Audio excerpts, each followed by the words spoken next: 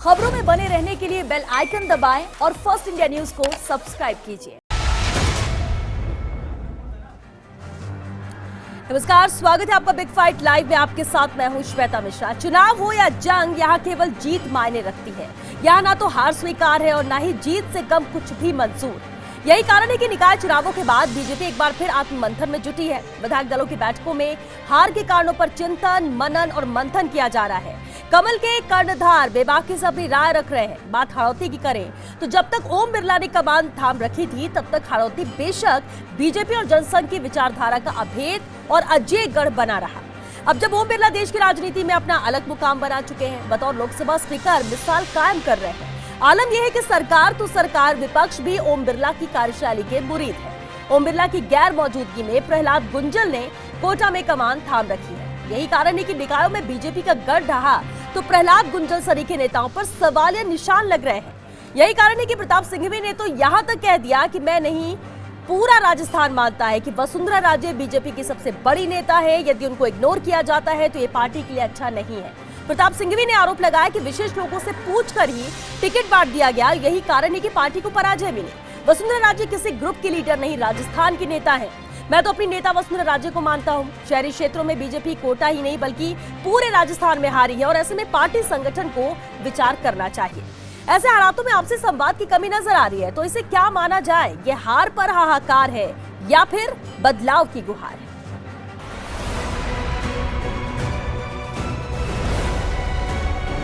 न केवल कोटा डिवीजन में बाकी पूरे राजस्थान में मजबूत माना जाता है और धीरे धीरे हमारे से सारी नगर पालिकाएं खिसक गई।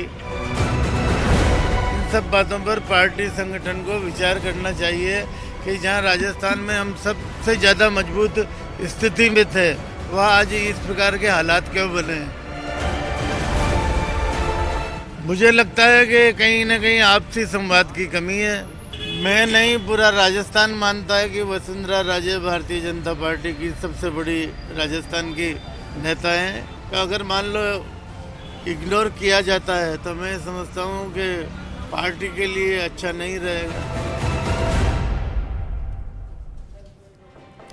देश के सियासत में बिरला क्या हुए शुमार, बीजेपी के कर्णधार संभाल पाए नहीं जनाधार। प्रताप सिंघवी मांगे फिर से राजे की ललकार, कमल के कुनबे में क्यों मच गया हाहाकार। और सबसे बड़ा सवाल कि आखिर ये क्या है, हार पर हाहाकार या बदलाव की गुहार? बिग फाइट में बहस आज से अहम मुद्दे पर बहस के लिए हमारे साथ मौजूद है खास मेहमान। चलिए उनसे रूबरू कराते हैं। बीजेपी नेता मुकेश पारीक जी हमारे साथ हैं और साथ ही कांग्रेस विधायक राम नारायण मीणा जी भी हमारे साथ जुड़ चुके हैं। बहुत स्वागत है आप दोनों का बिग फाइट लाइव में। मुकेश पारीक जी, अभी आपने भी सुना प्रताप सिंघवी ने क्या कहा। आज कई सारे सवाल खड़े कर दिए जो सोचने पर मजबूर करते हैं। इनके इस बयान के क्या मायने निकाले जाए? एक बात जो बार बार उन्होंने दोहराई कि संवाद की कमी है और ये तभी होती है जब गतिरोध हो, मनभेद हो, मतभेद हो। क्या है बीजेपी के अंदर, क्यों उन्होंने ऐसा कहा? ये उनका जो व्यक्तिगत मत था वो उन्होंने व्यक्त किया है। जहाँ तक निकायों के चुनावों का सवाल है, निकायों के चुनाव में ये बिल्कुल स्पष्ट है।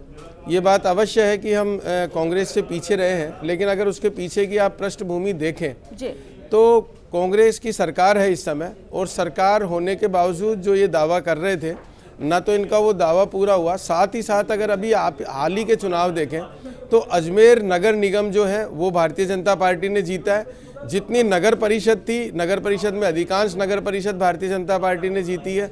छोटी नगर पालिकाओं में हम जरूर पीछे रहे हैं, लेकिन उसके पीछे भी जो कारण रहा है, जिस प्रकार से डिलिमिटेशन किया गया है संप्रदाय के आधार पर, जातियों के आधार पर, इन सब का नहीं, मैं थोड़ा कंप्लीट कर दूं, उन सब का हमको खामियाजा हमको भुगतना पड़ा है। लेकिन ये मेरा पूरा विश्वास है कि भारतीय जनता पार्टी कार्यकर्ताओं की पार्टी है। हमारे यहाँ सब कार्यकर्ता अपनी अपनी बात रखते हैं और साथ ही साथ हमारी चाहे जीत हो चाहे हमारी हार हो, हर परिस्थिति में हमारे कार्यकर्ता चुनावों के बाद मंथन करते हैं और उस मंथन के बाद जो भी वहाँ पर अच्छाई है या कोई बुराई है या कोई कमी है, उन सब के ऊपर चर्चा की जाती है और संगठन उसी के अनुरूप जो भी कोई कार्य होता है उस कार्यवाही को करता है। ठीक है मुकेश जी, ये ठीक है, आपने जो बात कही बिल्कुल, लेकिन सवाल इनके बयान को लेकर है, प्रताप सिंघवी के बयान को लेकर, आपने कहा उनकी निजी राय हो सकती है, बिल्कुल हो सकती है, एमएलए हैं, लेकिन वसुंधरा राजे को लेकर जो उन्होंने कहा कि एक बार फिर से वो वापसी चाहते हैं, वसुंधरा राजे को इग्नोर किया जा रहा है तो वो गलत है। इसके अलावा उन्होंने कुछ बातें ये भी कही कि संवाद नहीं हो रहा है, ये भी ठीक है, चलिए उन्होंने ये बात कही। तो ये जो सवाल उठ रहे हैं वो बीजेपी के अंदर से ही तो है, ये विधायक है, जब विधायक ये सवाल उठा रहे हैं तो सोचना तो पड़ेगा ही। कोटा को ही नहीं, उन्होंने कहा पूरे राजस्थान में हार है, सिर्फ कोटा को या फिर ओम बिरला को लेकर कहा जाए तो उनको तो एक बड़ी जिम्मेदारी अलग दी गई, वो निभा रहे हैं वो, लेकिन जिन्हें जिम्मेदारी सौंपी गई प्रहलाद गुंजल सरी के लोग, उन पर भी तो सवाल उठ रहे हैं। तो इन सवाल जो उठ रहे हैं इसके जवाब भी तो बीजेपी से ही आना चाहिए। नहीं, परिणाम तो मैंने आपको बताए हैं कि परिणाम किस प्रकार के रहे हैं। जहां तक वसुंधरा जी का सवाल है, वसुंधरा जी हमारी नेता है, इसमें कोई नहीं, हमारी राष्ट्रीय पदाधिकारी है, राष्ट्रीय उपाध्यक्ष है, तो इससे कौन इस बात को करता है। भारतीय जनता पार्टी के लोकप्रिय नेता है वसुंधरा जी, हम सबकी नेता है, ये बात सब कहते हैं, प्रताप सिंह जी सिंघवी नहीं और भी सब कहते हैं, और राजस्थान की नेता है, तो कहीं कोई उन आज भी उनकी मौजूदगी नहीं थी विधायक दल की बैठक में, विपक्ष की जो बैठक थी जी, विधायक दल की बैठक नहीं, में उसमें तो विधायक ही रहते हैं ना। हाँ, तो उसमें वसुंधरा राजे जी भी तो नहीं थी। नहीं, वसुंधरा जी का जो अभी आपने अगर पढ़ा भी होगा, उन्होंने स्वयं ने हमारे जो विपक्ष के नेता हैं उनको फ़ोन करके कहा था कि उनकी पुत्र वधू का स्वास्थ्य खराब होने के कारण वो पहुंच नहीं पाएंगी। तो ये तो सब जगह आया है, ये कोई इसका कोई दूसरे मायने नहीं निकाले जाने चाहिए।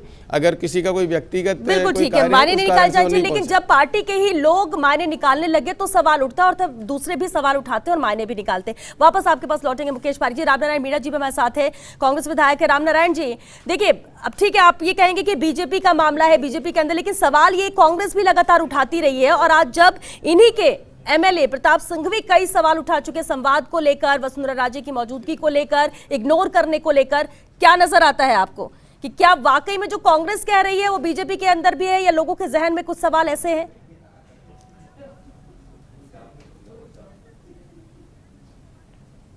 देखिए श्वेता जी, बीजेपी के बारे में मैं कुछ कहना नहीं, लेकिन तथ्य बहुत मजबूत है क्योंकि स्टेट से जुड़ा हुआ है।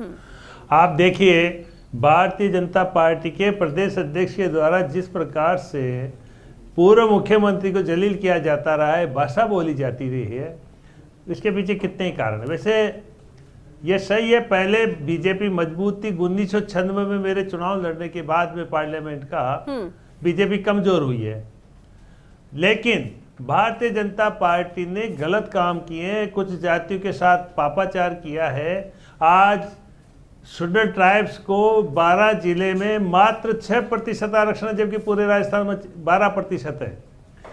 जातिगत जो विरोध किया है, आज प्रहलाद जी गुंजल की बात हो रही थी, प्रहलाद जी गुंजल के साथ जो व्यवहार हो रहा है, उसके मकान को लेकर के जिस तरह की चर्चाएं बीजेपी कर रही है, और जिस तरह से बीजेपी वाले जातिगत आधार पे प्रहलाद गुंजल को जलील कर रहे हैं, उससे गुर्जर समाज में रोष है, 12 जिले को लेकर के मीणा समाज में रोष है। भारतीय जनता पार्टी ने जिस प्रकार की जातिगत राजनीति कोटा संभाग में की है, उसका नतीजा ये बीजेपी की कमजोर की स्थिति में आ रहा है। झालावाड़ में भी कुछ जातिगत इनके लक्षण ठीक नहीं है, और ये सही है कि आज की तारीख में कांग्रेस का कोई सानी नहीं है और बीजेपी के पास कोई लीडर नहीं है जो कोटा संभाग को संभाल सके। ये इस निकाय चुनाव में नहीं, ये ग्रामीण क्षेत्र में आप जाके देखेंगे तो बीजेपी की स्थिति बहुत कमजोर हुई है, इसमें कोई दो राय नहीं है। श्वेता जी, वजह क्या है? वजह क्या है? ओम बिरला का केंद्र में जाना, उन्हें तो अलग जिम्मेदारी दी गई। देखिए, जब तक था तब तक बीजेपी को गढ़ माना जाता था कोटा में, लेकिन अभी उनके उधर जाने के बाद प्रहलाद गुंजल को जिम्मेदारी सौंपी गई, यानी जिन्हें कमान सौंपी गई वो जिम्मेदारी नहीं निभा पाए, इसलिए स्थिति इतनी डामाडोल है वहां पर।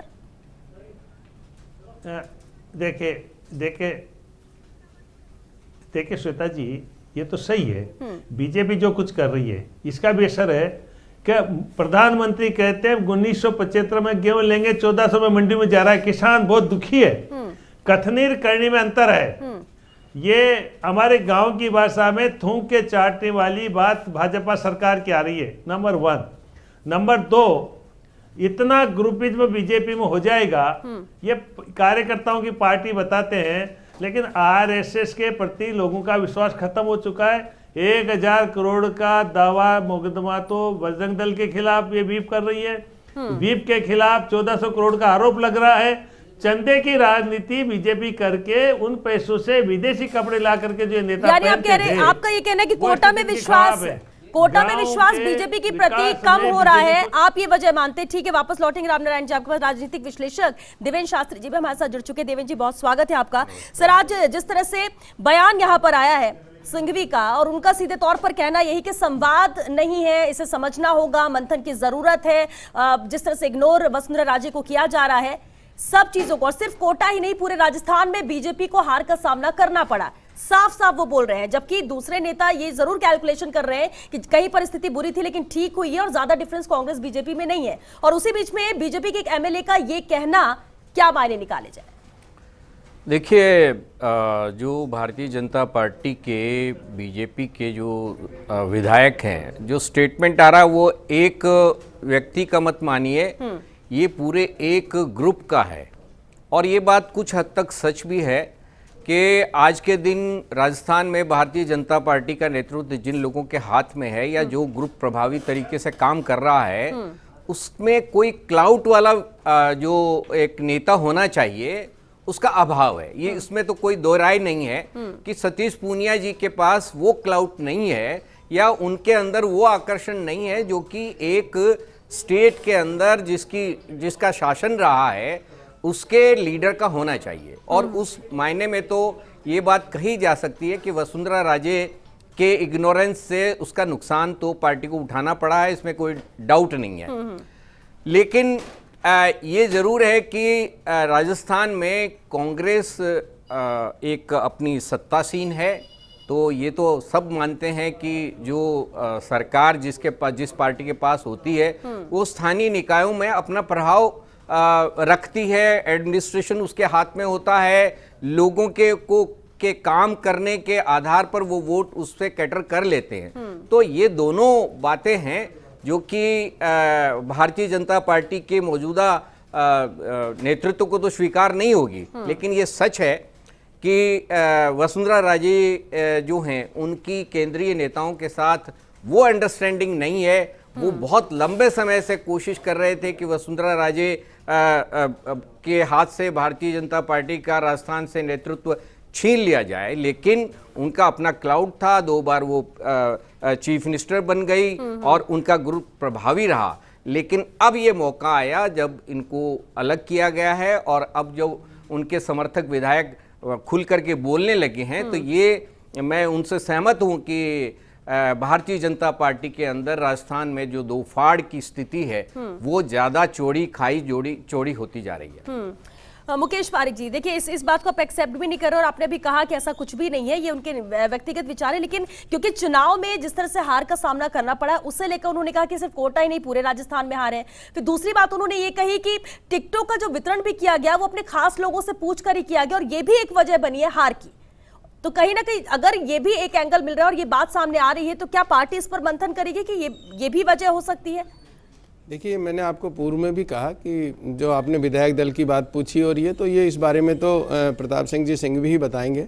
लेकिन जहाँ तक परिणामों की बात है, मैंने आपको बताया कि एक अजमेर का नगर निगम बड़ी नगर परिषद है और ये बात अवश्य है कि हम नगर पालिकाएँ जो छोटी नगर पालिकाएँ उसमें भारतीय जनता पार्टी को कांग्रेस से कम मिला है बहुमत। लेकिन अगर आपने जब परिणाम देखा हो तो जो स्पष्ट बहुमत था वो भारतीय जनता पार्टी के पास ज़्यादा था, कांग्रेस के पास कम था। लेकिन जब जोड़ तोड़ हुआ और सभापति बनाने की बारी आई तो निश्चित रूप से सरकार का किस प्रकार से लाभ लिया जाता है ये सारी चीज़ें कांग्रेस अच्छी तरीके से जानती है और कांग्रेस ने उस बात का लाभ लिया और सभापति उनके भारतीय जनता पार्टी से ज़्यादा बने। लेकिन जब अगर आपने पहला परिणाम देखा हो तो स्पष्ट बहुमत बीजेपी के कांग्रेस से ज़्यादा थे। जहाँ तक पार्टी की बात है, मैं पुनः उसी बात को दोहराता हूं कि हमारी पार्टी कार्यकर्ताओं की पार्टी है। वसुंधरा राजे जी हमारी राष्ट्रीय उपाध्यक्ष हैं, राजस्थान की हमारी प्रदेश की नेता हैं, पूर्व मुख्यमंत्री हैं, लोकप्रिय हैं। इस बात को सब जानते हैं और सब स्वीकार करते हैं। तो इसमें ये सिर्फ कल्पना कर लेना कि उनको इग्नोर किया जा रहा है या वो इग्नोर, ऐसा कुछ नहीं है। ये समर्थक विधायक बोल रहे हैं। अगर इस बीच इस विधानसभा चुनाव के बाद की बात करें, कांग्रेस की सरकार बन गई लेकिन इसके बाद भी बहुत सारी चीजें हुई है। कोई ये कल्पना नहीं कर रहा है जब जहां पे मौजूदगी उनकी होनी चाहिए वहां उनका मौजूद ना होना और कई अंदरूनी तौर पर चीजें बातें जो सामने आती है उसी को आधार बनाकर ये कहा जा रहा है। दूसरी तरफ वसुंधरा राजे निजी तौर पर धार्मिक यात्रा में निकलना चाह रही थी, कुछ उनके मंदिर थे जहां पे वो दर्शन करना चाहते, और इसी बात को निकलकर ये बात आ गई कि वो देव दर्शन यात्रा करना चाहते, जबकि उन्होंने साफ इनकार किया कि कोई पॉलिटिकल यात्रा नहीं है। लेकिन चीजें अगर थोड़ा सा निकलती है उसके बाद फिर पार्टी और के लोग ही या अन्य लोग ही इस तरह की बातें बनाते हैं, जब बातें आएंगी तो चर्चा तो होगी। आप भी इस बात को अच्छी तरीके से जानती हैं कि वसुंधरा जी बहुत ही धार्मिक है, बिल्कुल। और चाहे वो मुख्यमंत्री हो, चाहे विपक्ष में हो, चाहे कहीं भी हो, वो धर्म के प्रति उनकी आस्था है, और वो समय समय पर जहाँ भी है वो अपने मंदिरों में और उनमें वो जाती भी रहती हैं। और जो उन्होंने धार्मिक क्षेत्र में भी जो उन्होंने काम किया है, मुख्यमंत्री रहते हुए भी जिस प्रकार से हमारे मंदिरों का जीर्णोद्धार हुआ है, हमारी जो धार्मिक स्थान है उनका जो विकास हुआ है, वो सबके सामने है। तो उनका जो धर्म के प्रति जो आस्था है वो हमसे छुपी हुई नहीं है, और वो धार्मिक यात्राओं पर जाती रहती है, और समय समय पर जहाँ भी उनका, जिन मंदिरों में उनका जाना होता है, वो हर समय जाती है। तो ये कोई इसको राजनीति से जोड़ना वाली कोई बात ही नहीं है। उनके बारे में सब जानते हैं कि वसुंधरा जी की धर्म के प्रति आस्था है।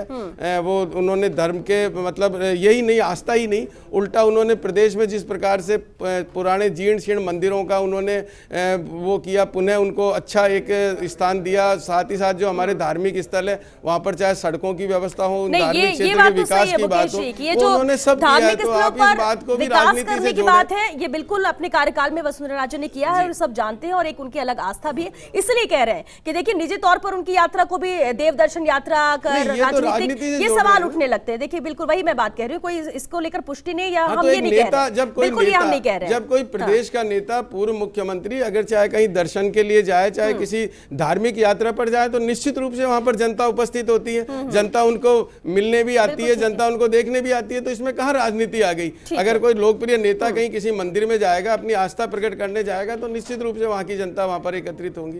ये कोई वो बात नहीं। रामनारायण मीणा जी, देखिए अभी एक बात कही यहाँ पर मुकेश पारिक जी ने कि काल्पनिक तौर पर बना लिया गया, ना तो उनको इग्नोर किया जा रहा वसुंधरा राजे को, उनकी मौजूदगी हर वक्त रहती है, और कभी कुछ जरूरत हुई इस निजी कारणों से नहीं पहुंचना, ये अलग मैटर हो जाता है। लेकिन क्या आप मानते हैं कि वाकई में ये काल्पनिक है? क्योंकि शुरुआती तौर से 2018 में सरकार कांग्रेस के आने के बाद से लगातार अगर बीजेपी पर नजर डालें, मीटिंग्स की बात करें या दूसरी जिम्मेदारियों की बात करें, तो इग्नोर वसुंधरा राजे को किया गया है। ये पहले आप ही लोग कहते थे, कांग्रेस ही कहती थी, अब बीजेपी के अंदर से भी कुछ आवाजें ऐसी ही आ रही हैं।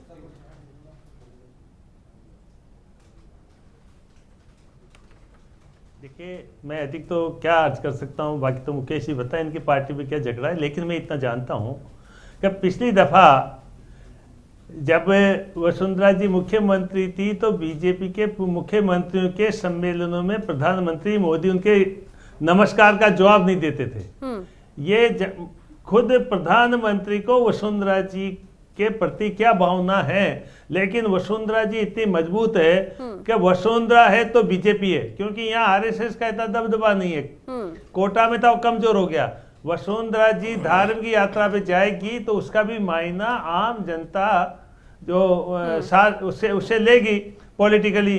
तो लेकिन बीजेपी वालों ने अलग से रैली निकाल करके उसको फ्लॉप करने की कोशिश करी।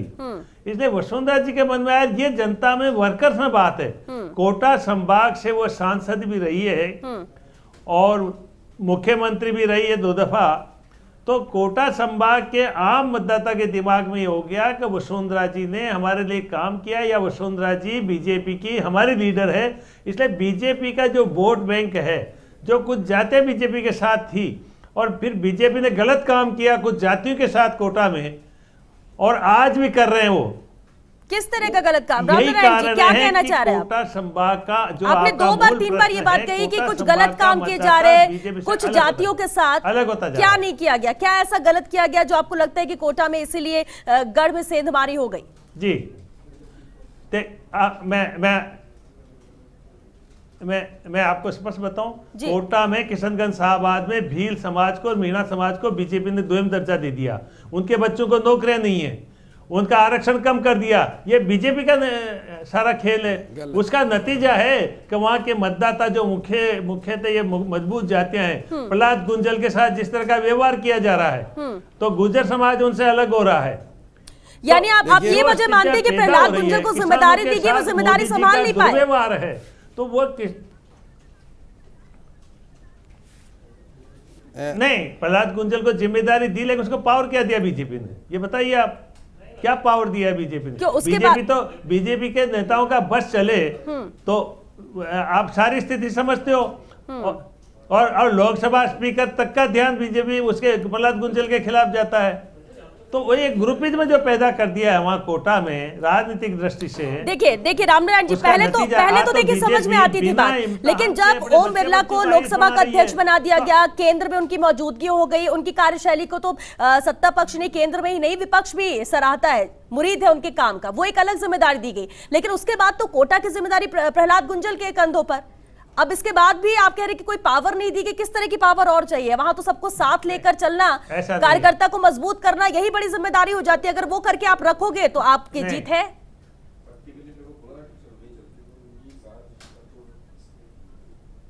देखिए, आज भी जो लोकसभा स्पीकर के साथी लोग हैं वो प्रहलाद गुंजल को लीडर नहीं मानते, वो मानने लग जाएंगे तो प्रहलाद गुंजल शायद कुछ कर पाएगा। आज भी स्पीकर वहां आते हैं, अपनी राजनीतिक जादम बिछाते हैं। ठीक है रामनारायण जी, क्योंकि वक्त भी खत्म हो रहा है। देवेंद्र शास्त्री जी, कोटा में जमीन खिसकना किसकी जिम्मेदारी पर होगा? क्योंकि यहाँ पर सवाल कई उठते हैं, लेकिन एक नाम बार बार आता है, प्रहलाद गुंजल। जिम्मेदारी दी गई, नहीं हो पाया, और उसके रीजन भी जो यहाँ पर रामनारायण जी दे रहे हैं कि कुछ जातियों के साथ उनको उतना व्यवहार वैसा नहीं किया गया, उनको उतने हक नहीं दिए गए, और इस वजह से कि जनता अलग हो गई। क्या आप मानते हैं कि यही वजह है? देखिए, प्रहलाद गुर्जर का इशू एक छोटा इशू है, लेकिन उसको आप पूरे स्टेट के रिजल्ट के कंटेस्ट में नहीं देख सकते हैं। आप ये देखिए कि ऊपर से लेके नीचे तक भारतीय जनता पार्टी की सेंटर में जो गवर्नमेंट है उसकी लोकप्रियता भी गिर रही है, और स्टेट में डिवीजन इतना शार्प हो गया है कि पिछली बार जब ये कांग्रेस सरकार के डिवीजन की नौबत आई थी, तो अब उस वक्त जो है वसुंधरा राजे के भय से, मैं आपको स्पष्ट कहना चाह रहा हूं कि वसुंधरा राजे गुट के भय से ये सरकार बच गई, कांग्रेस की सरकार। अदरवाइज ये अगर वसुंधरा राजे इसके अंदर इन्वॉल्व होती पूरी तरह से ईमानदारी से, तो ये सरकार गिरी हुई थी। पर ये डिवीजन जो है भारतीय जनता पार्टी के सामने ये खतरे के रूप में मौजूद है, और सच्चाई ये है कि वसुंधरा राजे आज भी भारतीय जनता पार्टी के अंदर कद्दावर हैं, और उनके बराबर दूसरा गुट जो है आने की कोशिश कर रहा है। में इसका जवाब आपसे ही चाहेंगे देवेंद्र शास्त्री जी, क्योंकि वक्त भी खत्म हो रहा है। अब जिस तरह से प्रताप सिंह संघवी ने यह बयान दिया है, और एक तरफ ये कहना है कि वो उनका निजी बयान है, लेकिन क्या इसे इग्नोर करना चाहिए इस बयान को? कितना अहम इनका ये बयान? नहीं, देखिए, बहुत अहम है, क्योंकि इसको आप वसुंधरा राजे की तरफ से आया हुआ बयान मानना चाहिए। और अब वसुंधरा राजे का मतलब है भारतीय जनता पार्टी राजस्थान में, यानी कि भारतीय जनता पार्टी के लिए खतरे की घंटी। तो इसमें अगर भारतीय जनता पार्टी गलतफहमी में रहती है और मौजूदा नेतृत्व के आधार पर काम करती रहेगी, तो और ज्यादा नुकसान उठाएगी, ये स्पष्ट है। चलिए, बहुत शुक्रिया आप सभी का इस चर्चा में शामिल होने के लिए। लेकिन इतना तो तय है कि प्रताप सिंह संघवी ने जो बयान दिया उसे इग्नोर नहीं किया जा सकता है। मंथन की यहाँ पर जरूरत है, और कहीं ना कहीं नजर आता है बीजेपी के अंदर हाहाकार है। तो अगर इस तरह की आवाजें, इस तरह के बयान सामने आ रहे हैं, तो उस पर भी मंथन करना बहुत जरूरी है प्रदेश के लिए, और खासतौर से आने वाले चुनावों के मद्देनजर भी एकजुट रहना जरूरी है। और अगर ऐसे बयान आते हैं तो उसे दरकिनार भी नहीं किया जा सकता, जरूरत है इसे गंभीरता से लेने की। चलिए, बिग फाइट लाइव में आज के लिए बस इतना है। नमस्कार।